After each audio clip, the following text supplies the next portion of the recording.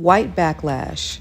Throughout American history, every time Black people have made significant progress, there's been a violent, organized, and emotional response from white America.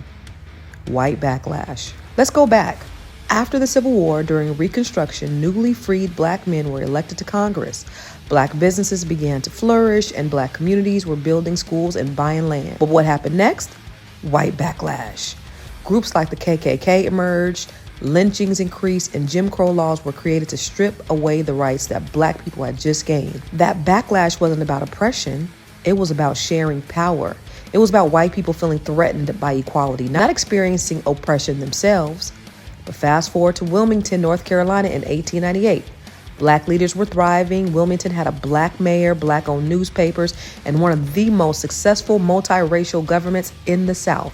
But white supremacists couldn't stand it. They staged the only successful coup in American history, overthrowing the elected government, burning Black businesses, and killing hundreds and driving thousands from their homes. That was white backlash. Every time we've risen, they've responded. When Black athletes broke barriers, there was backlash. When Black students integrated schools, there was backlash. When Black professionals started entering boardrooms, there was backlash. And when President Barack Obama became the first Black president, it was no different.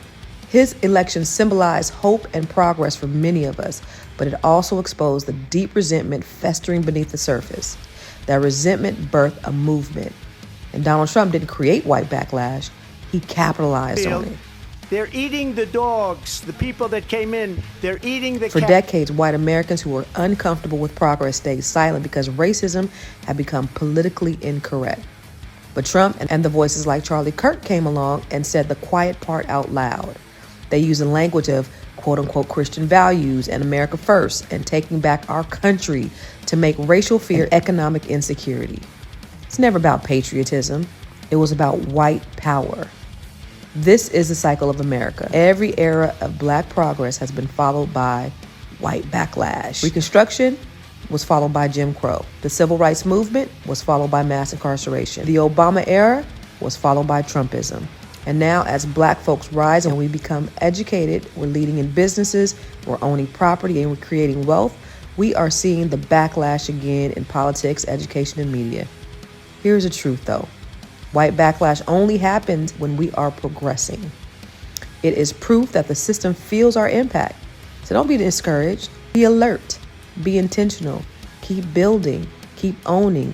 And keep teaching the next generation. Because every time they push back, it just means we're moving forward. Now drop a Black fist in the comments and share this with someone who needs to hear this.